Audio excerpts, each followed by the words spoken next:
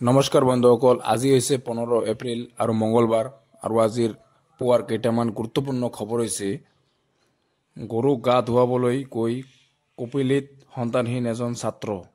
গৰুক গা ধুৱাবলৈ গৈ কপিলিত সন্তানহীন হয় এজন ছাত্ৰ। ৰঙালী বিহুৰ আনন্দ উল্লাসৰ মাজতেই কামপুৰত এক অঘটনৰ মাজতে কামপুৰত এক অঘটন সংঘটিত হয়। গৌধনক গা ধুৱাব গৈ কপিলী নদীত সন্তানহীন এজন ছাত্ৰৰ। জানিব পৰা মতে একে ঘৰৰে বিশাল হাজৰিকা আৰু মুন্নী হাজৰিকা লগতে আনজন এটা পৰিয়ালৰে চিন্টু হাজৰিকাৰ সৈতে গৰু গা ধুৱাবই থাকোঁতে তিনিজনে কিশোৰ পানীত ডুব যায়। যদিও দুজনক কথমপি উদ্ধাৰ কৰি দুয়োকে চিকিৎসালয়লৈ প্ৰেৰণ কৰে স্থানীয় লোকে। আনফালে সন্তানহীন ছাত্ৰজনক ৰাইজে কপিলী নদীত বিচাৰিছে যদিও কোনো সম্ভেদ পোৱা নাই যুৱকজনৰ। বৰ্তমানে সন্তানহীন দেৱনাৰীকলিৰ বিশাল হাজৰিকা নামৰ ছাত্ৰজন। পৰৱৰ্তী খবৰ, লামডিঙত নিচাজাতীয় সামগ্ৰীৰ সৈতে আটক যুৱক। লামডিঙত নিচাজাতীয় সামগ্ৰীৰ সৈতে আটক এজন যুৱক। লামডিং আৰক্ষীৰ ড্ৰাগছৰ বিৰুদ্ধে ধাৰাবাহিক অভিযান অব্যাহত আছে। এইবাৰ অভিযানত ড্ৰাগছসহ আটক এগৰাকী যুৱকক। লামডিঙত ৰাষ্ট্ৰীয় ঘাইপথত অভিযান চলাই আৰক্ষীয়ে হাতেলতে আটক কৰে এই যুৱকজনক। অভিযানত 26 গ্ৰাম নিষিদ্ধ ব্ৰাউন চুগাৰ আৰু এখন AS02T8657 য়ামাহা বাইক যুৱকৰ পৰা জব্দ কৰে। জানিব পৰা মতে আটকাধীন যুৱকৰ নাম ৰঞ্জিত কুমাৰ সিং, ঘৰ লামডিং শংকৰপল্লী অঞ্চলত। পৰৱৰ্তী খবৰ, প্ৰাকৃতিক গেছৰ উৎপাদন বৃদ্ধিৰ লক্ষ্য BPLCৰ। শেহতীয়া চৰকাৰী সংস্কাৰৰ ফলত ভাৰতত প্ৰাকৃতিক গেছৰ উৎপাদন বৃদ্ধিৰ লক্ষ্য হৈছে BPLCয়ে। ৰিলায়েন্স ইণ্ডাষ্ট্ৰীজ লিমিটেডৰ সৈতে অংশীদাৰিত্বৰে কোম্পানীটোৱে NEC 25 ব্লকৰ পৰা প্ৰতিদিনে প্ৰায় 1 কোটি ঘনমিটাৰ উলিওৱাৰ লক্ষ্য হৈছে। শেহতীয়া চৰকাৰী সংস্কাৰৰ ফলত ভাৰতত প্ৰাকৃতিক গেছৰ উৎপাদন বৃদ্ধিৰ লক্ষ্য হৈছে BPLCয়ে। ৰিলায়েন্স ইণ্ডাষ্ট্ৰীজ লিমিটেডৰ সৈতে অংশীদাৰিত্বৰে কোম্পানীটোৱে NEC 25 ব্লকৰ পৰা প্ৰতিদিনে প্ৰায় 1 কোটি ঘনমিটাৰ উলিওৱাৰ লক্ষ্য লৈছে। BPৰ মুখ্য কাৰ্যবাহী বিষয়া মাৰে অচিনক্লছে এই কথা উল্লেখ কৰে যে নীতি পৰিৱৰ্তনে বিনিয়োগৰ জলবায়ু উন্নত কৰিছে। ভাৰতৰ শক্তি সুৰক্ষাক সমৰ্থন কৰিবলৈ বিশ্বৰ খেলুৱৈসকলক আকৰ্ষণ কৰিছে। প্ৰধানমন্ত্ৰী নৰেন্দ্ৰ মোদীৰ নেতৃত্বাধীন চৰকাৰে বিগত কিছু বছৰত ধাৰাবাহিক সংস্কাৰ উন্মোচন কৰাৰ পিছত তেওঁলোকে পৰিকল্পনা নৱীকৰণ কৰিছে। তেওঁ কয় যে আমাৰ অংশীদাৰিত্বত কাম কৰি RIL আৰু BPয়ে ইতিমধ্যে KG-D6 ব্লকত 3টা প্ৰকল্প গঢ়ি তুলিছে, যিবোৰে একেলগে বৰ্তমান 28 মিমি MMD গেছ উৎপাদন কৰি আছে। আমি কেজিডিঙৰ পৰা গেছ উৎপাদন বৃদ্ধি আৰু বজাই ৰখাৰ বাবে একাধিক বিকল্পৰ ওপৰত কাম কৰি আছো, যেনে আৰ্ক ক্লাষ্টাৰ আৰু ছেটেলাইট ক্লাষ্টাৰত ইনফিল ড্ৰিলিং আৰু MJৰ ওপৰত কোপৰ ৱৰ্কঅভাৰ।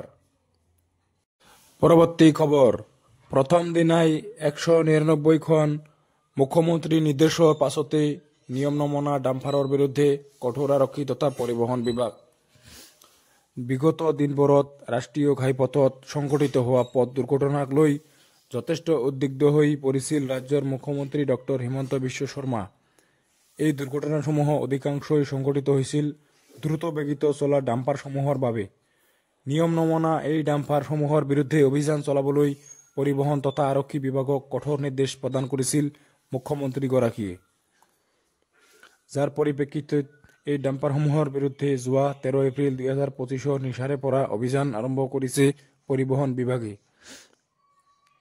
ধাৰাবাহিকভাৱে চলিব লগা এই অভিযানৰ প্ৰথম দিনটোতে 199খন ডাম্পাৰৰ নথি-পত্ৰ আৰু ভিন্ন দিশ পৰীক্ষা নিৰীক্ষা কৰে পৰিবহণ বিভাগে। এই 199খন ডাম্পাৰৰ ভিতৰত 24খন ডাম্পাৰৰ বিৰুদ্ধে নিয়ম নমনাৰ বাবে কঠোৰ ব্যৱস্থা গ্ৰহণ কৰে পৰিবহণ বিভাগে। ছিট বেল্ট নলগোৱাৰ বাবে 15খন ডাম্পাৰৰ চালকক জৰিমনা বিহি প্ৰথম দিনটোতে। ইয়াৰ বিপৰীতে পলিউশ্যনৰ ক্ষেত্ৰত থকা বিসংগতিৰ বাবে 2খন ডাম্পাৰ, সুৰাপান কৰি গাড়ী চলোৱা 3খন ডাম্পাৰ, চালকৰ অনুজ্ঞাপত্ৰ অবিহনে গাড়ী চলোৱা 1খন ডাম্পাৰৰ বিৰুদ্ধে বিভাগীয় ব্যৱস্থা গ্ৰহণ কৰে পৰিবহণ বিভাগে।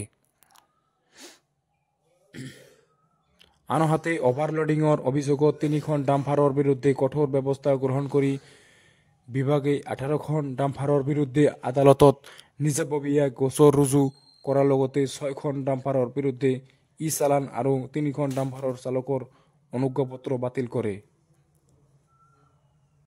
পৰৱৰ্তী খবৰ, ভাৰতত ৰেচন সামগ্ৰীৰ উৎপাদন বৃদ্ধি, ৰপ্তানি হয় 50 লাখ টকাৰ অতিক্ৰম। 2023-24 চনত দেশত 38.913 মেট্ৰিক টন কেঁচা ৰেচম উৎপাদন আৰু ৰপ্তানি কৰা ৰেচমৰ সামগ্ৰী 50 লাখ টকালৈ বৃদ্ধি পাইছে। 2.027.56 কোটি টকাৰে বিশ্বৰ দ্বিতীয় বৃহত্তম ৰেচম উৎপাদক আৰু শীৰ্ষ গ্ৰাহক হিচাপে নিজৰ স্থান কঠিন কৰি তুলিছে বুলি বস্ত্ৰ মন্ত্ৰালয়ে প্ৰকাশ কৰিছে। ইতিমধ্যে 78,000ৰো অধিক ব্যক্তিক উপকৃত কৰা ৰেচম সামগ্ৰীৰ দৰে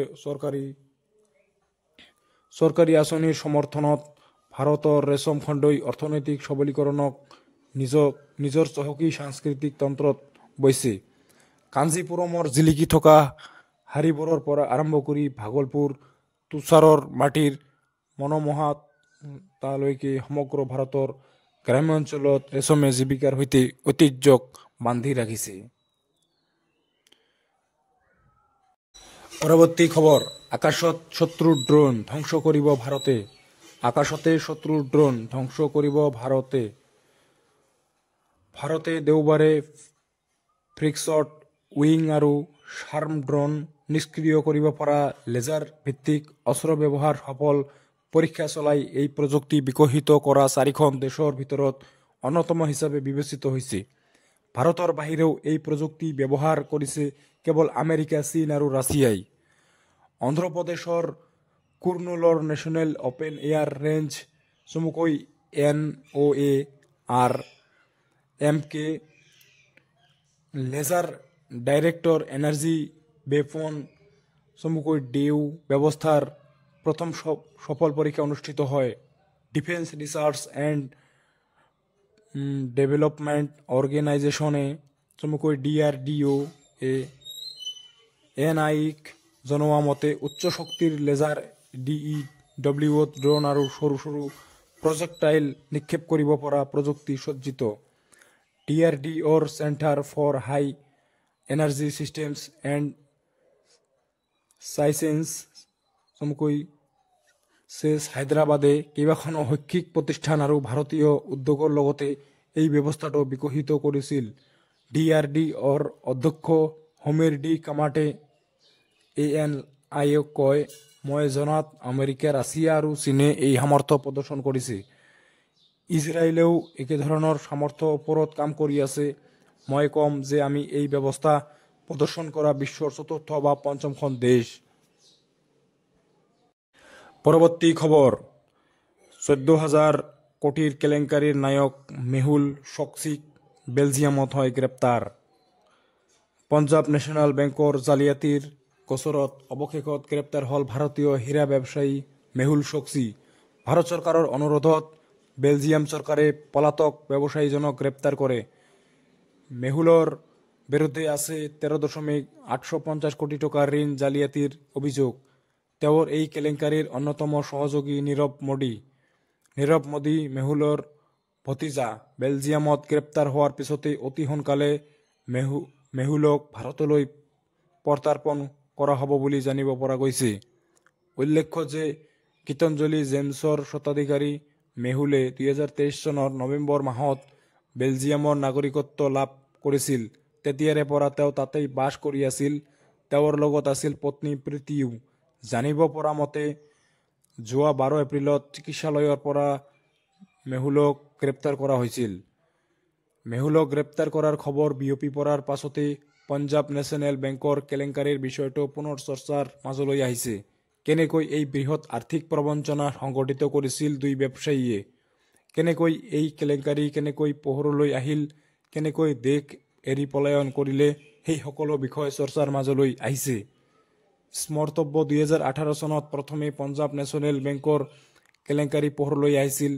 মেহুল চক্সী আৰু নীৰৱ মোদীয়ে সংগঠিত কৰা এই কেলেংকাৰীৰ সৈতে বেংকৰ একাংশ কৰ্মচাৰী আৰু বিষয়াৰ নামো জড়িত হৈছিল।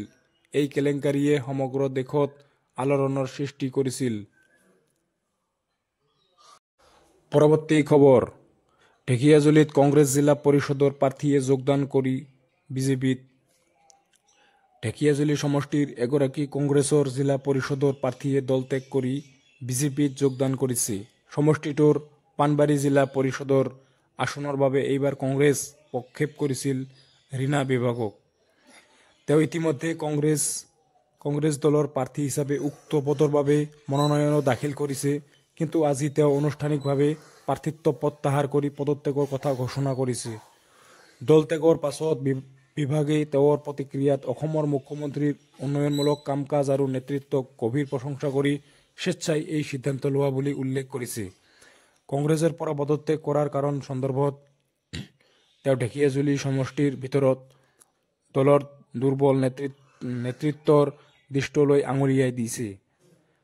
তেওঁ স্থানীয় নেতৃত্বৰ দৃষ্টিভংগীৰ অভাৱ, হতাশাজনক মনোভাৱ আৰু স্বাৰ্থপৰ দৃষ্টিভংগীকো সমালোচনা কৰে। নেতৃত্বৰ এনে আচৰণৰ বাবে কংগ্ৰেছ কৰ্মী আৰু সাধাৰণ জনতাৰ আস্থা হেৰুৱাইছে বুলিও মন্তব্য কৰে।